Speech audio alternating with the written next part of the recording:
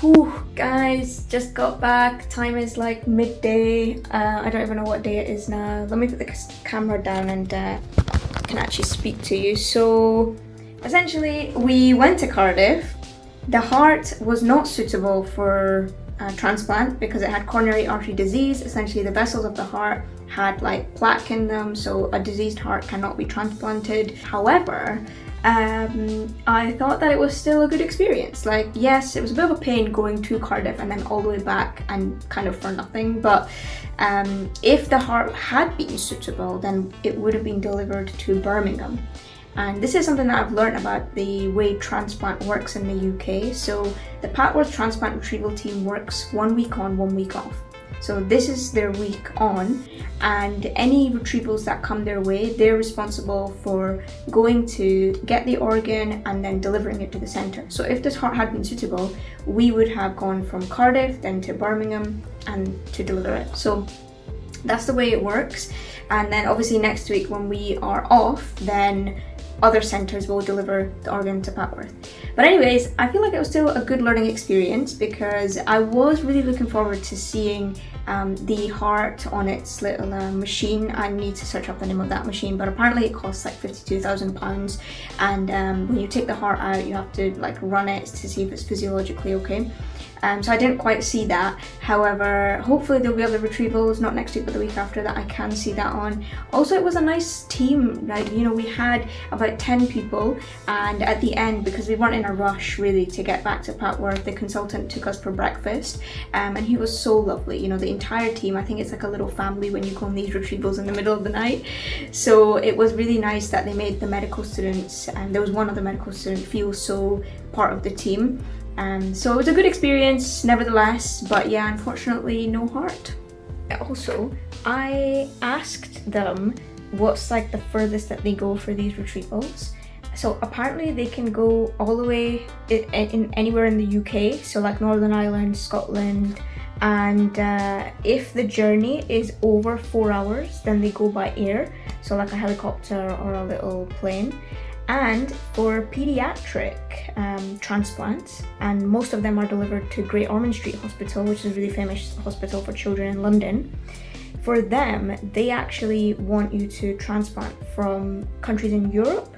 So sometimes they literally have to get on a flight, go to like Germany, France, Italy, just for these pediatric hearts, and then deliver them to Great Ormond Street. So It's a pretty crazy lifestyle, I have to say, for transplant surgeons. The hours that they work is crazy. So yeah, really hats off to them.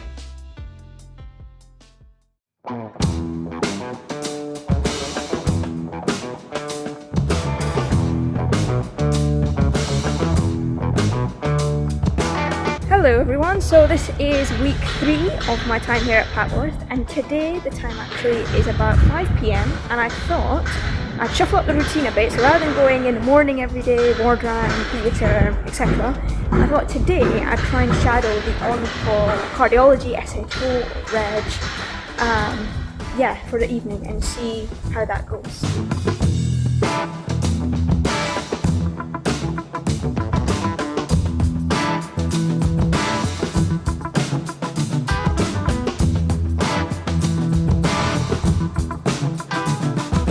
Here we are at midnight and I am gonna go home.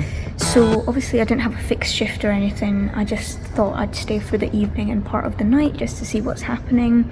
As a medical student, I think it's really important to get exposure in different specialties, and you know, when you're at Papworth, cardiothoracic and cardiology go hand in hand with each other, and it's a lot of collaboration and teamwork. So you know, for anyone who does come here, definitely get exposure in both regardless of where your supervisor is. And then also change up your timings as well, because I feel the morning is very different to the evening. So I saw some interesting things tonight. I saw an atrial myxoma. That's the first time I got to see a patient with that. It's basically like a growth or a tumour in the heart. And then on top of that, I saw someone who got a hematoma after a TAVI. So that means they had this kind of collection of blood pooling in their groin, and that's like an active bleed, a bit of an emergency. So I got to see that. And then there was just a few patients who weren't feeling so well. Someone getting bradycardia, someone getting hypotension, and just a mixture of things going wrong after someone's had a heart attack earlier in the day, had, you know, a stent put in, etc. So there's a lot of monitoring that sort of happens after these sorts of procedures.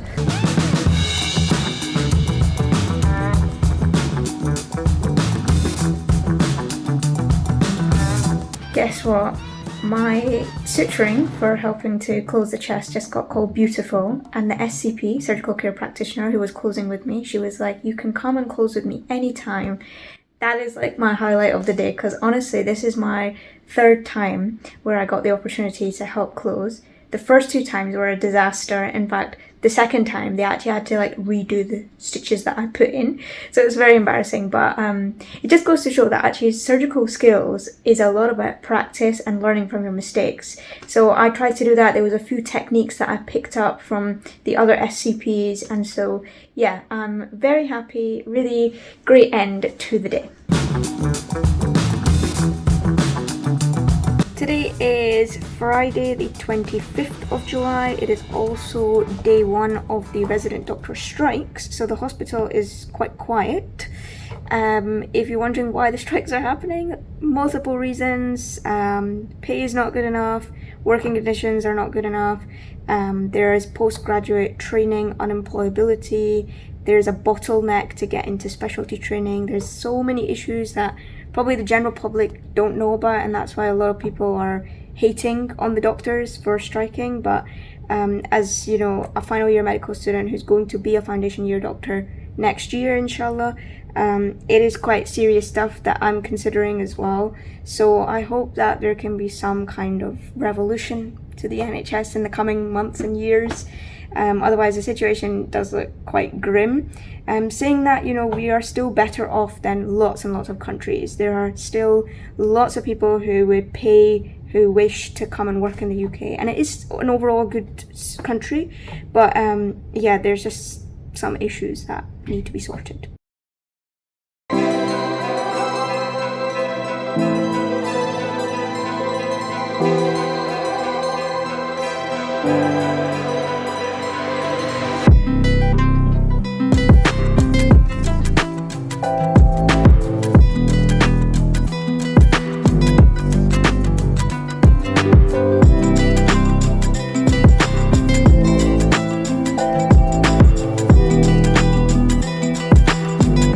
So I actually just got to see my first heart transplant, and also the £52,000 machine as well. I mean, subhanallah, just absolutely miraculous. It was a whole moment when the heart came in. There was surgeons from other theatres coming in. It just goes to show that their job still doesn't get boring after all those years in surgery as well. Transplants are crazy hours, man. Like, you know, we started at around 12 and now it's like, what's the time? I think it's about 6 or it's 6:30. So they're still going actually, and they're thinking that although the transplant has gone all right, the heart is actually having some trouble. So it's not as easy as just plugging in a new heart. There's a lot of complications that can happen. So with this patient, they're thinking of putting them on ECMO in ICU. So ECMO is essentially a mechanical circulation device which will do the job of the heart while the heart rests and recovers. So pretty complicated, not the best outcome, but yeah, hopefully this patient does all right.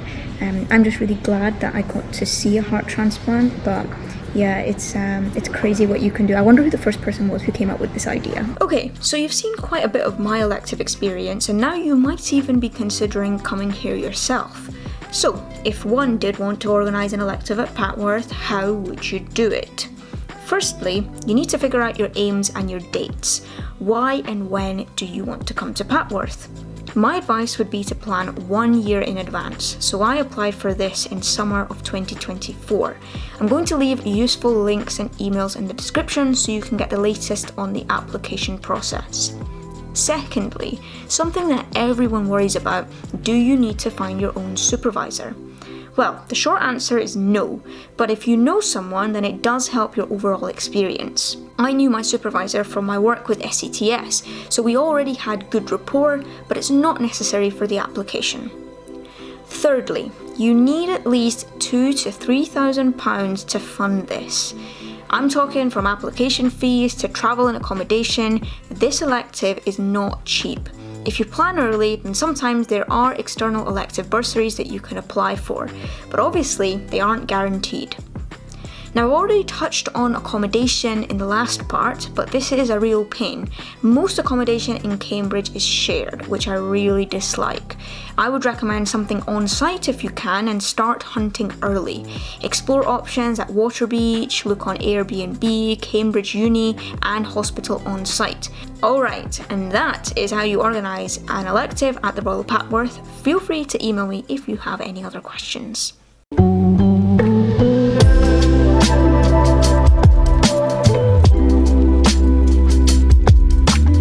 Good morning guys, and welcome to the last week of my elective here in Papworth. Today is Monday and on Friday I'm getting my train back to Edinburgh. This morning my supervisor has alerted me to a morbidity MDT meeting. So essentially patients who have recently passed away, this is a meeting to discuss them, what happened, how it could have possibly been prevented, things like that. So that is what I'm going to attend just now.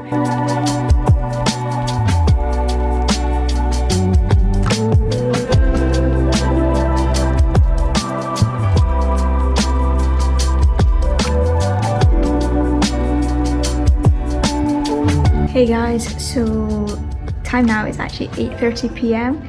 I probably look very exhausted. It's been a long day.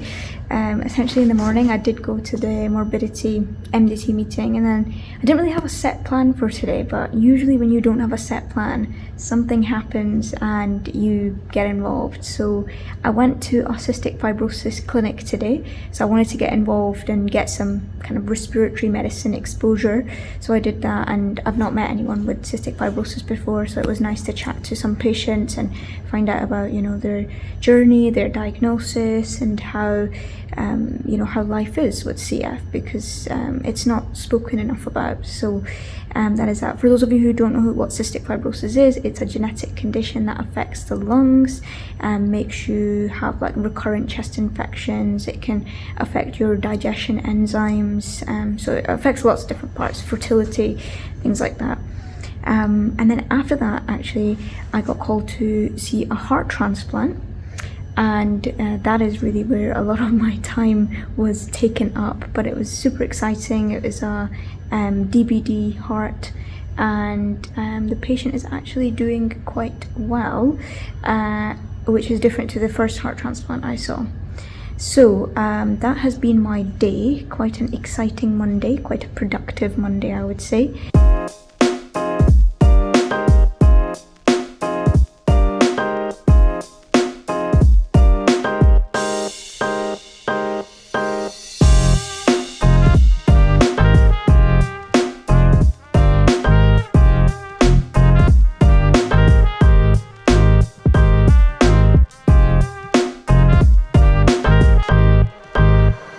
The time right now is actually 1 a.m. and I'm like half asleep. So essentially, me and Sakshi, one of the other medical students, we went out for dinner. So while we were out for dinner, we got a message from both of our supervisors saying that there is a heart transplant and a lung transplant happening if you want to come. Now the thing is that when your supervisors, like your consultants, take the time and give you that level of importance and priority to message you, because you know you are not the most important person in the room, you kind of feel like there's an obligation to go. So you know, we could have very easily said that now we're out, or you know, we've got to get some rest tonight or whatever, and just not come in. But actually we feel so privileged in that position that we kind of have to come in. Also, it's the last week. I only have a couple more days left here. I want to make the most of it. So we came in, and the hospital at night time is very different. You don't have the same amount of busyness, the same amount of staff, the same amount of energy even, as you do during the day. So in the night, the environment in some senses can be a bit more flexible, and there's a different set of learning opportunities to be gained. So I actually got to scrub in for one of the lungs. Now scrubbing in is great as a medical student because you get so much of a better view. You can assist a bit, you can handle things. So it's, you know, very interesting that way. And then Sakshi got to scrub in for the other lung. Now they are actually still going, because honestly these transplants take ages, but I do have to be up in the morning. So I want to get a bit of rest, and so that is why I'm just going to go home. This is another time where I'm really grateful that my accommodation is on site, because it's just a 5-minute walk. I don't need to worry about getting home. And yeah, so that is what happened this evening.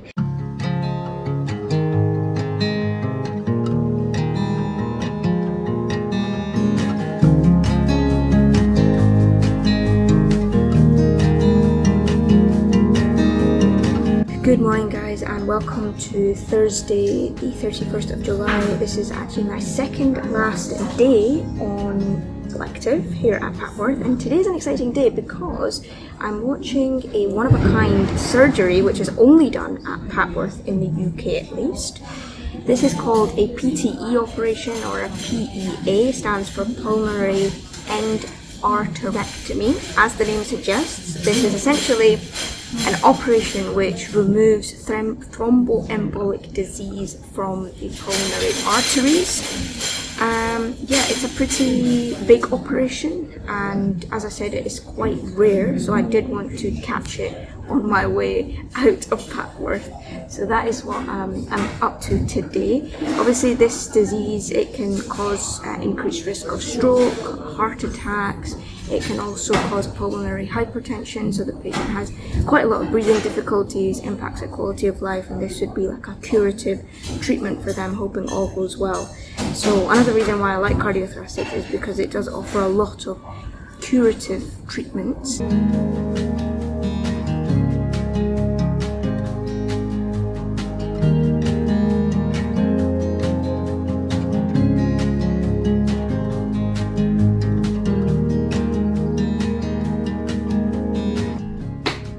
Okay then guys, so this is actually my last day on my elective here at Papworth. I cannot believe how quickly it's gone. Yes, it's been a long 4 weeks in the sense this is the longest I've been away from home, but overall I think my experience has been really great, like super exciting, thrilling. Actually this morning I am going to the outpatients department, so my supervisor has a clinic, so I'm just going to attend the morning clinic. And also, while we're here, I thought I'd show you, not that you have to, this is not an obligation on any student, but I did get some gifts for some of the supervisors, just some chocolates and things, because actually they did a lot these past 4 weeks, and consultants are busy people, so if they can find the time for you, that's really admirable. And I'd say to every medical student, don't settle for anything less, okay? Because when you find your community of people who support you, people who care about your future, they will really look out for you, and that's a great feeling. Anyways, so I am going to pack up my stuff. I have packed up my stuff and take it downstairs, check out of my accommodation, and then my train is at 2 p.m. So yeah, that's that. As I come to the end of my elective, I bring back with me many reflections. Sometimes you just need to be alone to find out who you really are and what you truly want. Never believed in love at first sight. This wasn't just an elective, this was a journey of growth and purpose. The rest of my life. I was never really brave back then, but I'm glad I went and took my chance, and I see right now that was the first night of the rest of my life. As a medical student, when you're exploring specialties and trying to figure out what's best for you, you have to understand that medicine and surgery takes up a large proportion of your life, and the specialty you choose should ultimately align with the bigger aims of your life if you really want true fulfillment. It was always supposed to be. I was always supposed to find you. Every time I looked at a beating heart, I had an overwhelming feeling of gratitude. To be present in one of Allah subhanahu wa ta'ala's greatest signs, to be reminded of His great power and miracle day in and out, to see some of the sickest patients and be reminded that one day I too will die and leave this temporary world. That would be an honor and blessing. I was never brave back then, and I'm glad I went and took my chance, and I see right now this was the first night of the rest of my life. Cardiothoracic surgeons are wonderful people. I don't care what the stereotype says, and believe me, I've heard many negative comments, but they know their medicine, anatomy, critical care and surgery like the back of their hand, while balancing the fine line of empathy, kind human interaction and mentorship. It was always supposed to be. I want this great, vulnerable power they have in their minds and hands. It tests you every day. Do you fall into the trap of ego in your pursuit for happiness? I was always supposed to. Being able to work so closely with the human heart these past few weeks reminded me of the need to nurture the spiritual heart, to cleanse it of arrogance and fill it with kindness. This specialty has shown to me that it will challenge me, but also ground me to my very purpose in life. So, I'm gonna give it my best shot, and inshallah, if it's meant to be, then it will be.